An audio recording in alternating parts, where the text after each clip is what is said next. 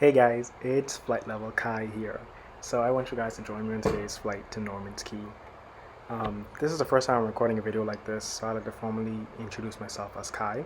I'm a Bahamian pilot who I recently obtained my commercial single and multi in October and November, respectively. I was born and raised in the Bahamas, and I developed the flying bug around 2017, which started my passion for aviation. Um, If you look at the video closely, you'll see my head poke out at right around here, and it's because I'm looking for a Piper Aztec. Now, the Bahamas is known, like if any Bahamian owns an airplane in the Bahamas, it's probably a Piper Aztec. They're like, um, they're like the Honda Civics of the air. Everyone has one, you know. It's just the most popular aircraft. I guess it's cheaper, easy to maintain. So everyone has one. And one of them was flying directly head on towards us. So we altered the course to the left because they altered the course to the left as well. And they weren't on frequency. Um, I know I haven't posted in a while. Usually because I forget to bring my GoPro. And so I forget to get all the cool stuff that I see up there in the skies. And I was also debating on how I want to record my material again, because I wasn't sure if I wanted to just post clips with no sounds, but I got an idea to say, hey, I'm just gonna do a voiceover on them. And I realized that might be much cooler. You guys may enjoy that. I may enjoy it. So I'm just trying it for now. And also a little history on aircraft. This is a Cessna Caravan, if you can't see. Honestly looks like a 172. From this angle it does. And it's a turboprop turbine engine rated at 675 horsepower. That's the power of like 45 horses. It has a glide ratio of about 2.5 miles for every 1,000 feet of altitude. Now, the Caravan can fit up to 14 people. However, this airplane is only fitted with like 9 seats. Sometimes we add more, take more, depending on what type of operation we're doing. We typically do charters, and then we may do cargo, but cargo maybe like once a week or once every other week, but it's mostly just charters to and from the Bahamas, all over the islands, to Florida, mainly South Florida, and Cuba. It's really cool. Yeah, you can actually take this to Cuba. Apparently we can also take this to South America, but I haven't been to South America in the Caravan as yet, so we'll probably get some clippings on that whenever we go there. I would say this aircraft is like the pickup truck of the sky. Like you can fit another Caravan in the Caravan and still have space, and still have more useful load to carry like 5 passengers or more. Like if the door can close, it can go. It's a beast in the sky. I'm slowly loving this aircraft more and more each day. So again, we departed from Nassau, Bahamas. I forgot to record the takeoff. So here we are in cruise flight. I believe we're at 5,500 feet right now.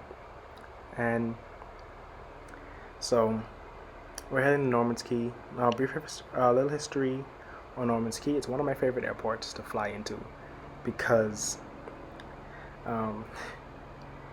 it's a small island. It's about 30 nautical miles southeast of Nassau, so it takes us about, honestly, 15-16 minutes to get here.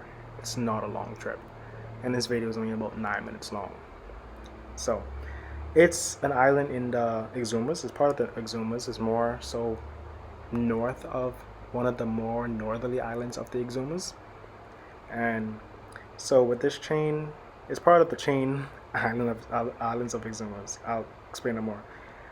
It was once the headquarters for Carlos Letter's drug smuggle operation from 1978 to 1982. Now, people get this confused because they assume that Pablo Escobar owned this island. He did not. It was the headquarters for the Medellin cartel, which Pablo Escobar was a part of. So people assume that he owned the island, and he didn't own the island. He was just part of the cartel. So most likely he's been on this island at the warehouses, doing the drug operations. I say Carlos used to key the traffic drugs into Florida, and they used small aircraft and he added an airstrip. The airfield is like 3,300 feet long, and so they would bring these aircraft from Colombia, fly them from Colombia to Norman's Key, and I checked for a flight. That's about like a 6-hour flight, hoping you have good tailwinds. And I'm not sure which aircraft they use, but I know it was a twin. Had to be a twin, because doing this in a single would be hectic, bro. You're flying an aircraft for 6 hours, basically flying it to its minimums, I assume. And so yeah, he used this airfield as like a refuel and rest stop for the pilots before proceeding to the United States, typically Miami. So the island was like heavily guarded with dogs and armed men, and he also had a radar so they can track other aircraft flying around Normans. Like, let's say another Bahamian pilot just had an aircraft, probably a Aztec, and they would just track them to see like, hey, if they're landing here or not, or if they're gonna see if the police would be coming to intercept them. But yeah, so in 1982, the U.S. and the Bahamian law enforcement, they began to crack down on the drug operations, and Carlos was arrested in 1987 in Colombia. Now, another cool fact is that in 2017, everyone knows Billy McCrolland, the guy who did Fire Festival. He had arranged for Fire Festival to be held in Norman's Key originally, and the owners agreed that on one condition: Billy was not to make a reference to Pablo Escobar's connection to the island. When Billy released the promotional footage for Fire Festival, he advertised it as once owned by Pablo Escobar. And the owners of the island just canceled the arrangement. And yeah, so that happened, and Billy messed it up. And I think he wanted to do a Fire Festival in the Exumas. And Norman's Key is also mentioned and recorded on the series Griselda. Griselda is a really good watch. I watched it. Great docu-series, I guess. And it's also on Fire and Narcos. So now we're through with all that. This is the approach into runway 21 into Norman's Key. Look how beautiful it looks, guys. It's wow. It is such a nice approach. Like, the waters are so blue. There was a crosswind coming from the left side. It's typically a crosswind coming in any island, because they're like so close to the waters that you almost always have a crosswind, and you know, it makes it fun. It's a little bit of rain. Let's see, the approach is looking really nice approach right here. And look, like right when the water stops, it's like the runway kind of begins, like 3 feet afterwards. And, so we're approaching runway 21. Haven't touched down as yet. Put that crossing correction, and touchdown right here. There you go, guys. That's the approach into Norman's Key. It's such a beautiful approach, flying in. I may post a video of flying out of Norman's Key. I have to remember. I'm not sure if I recorded that.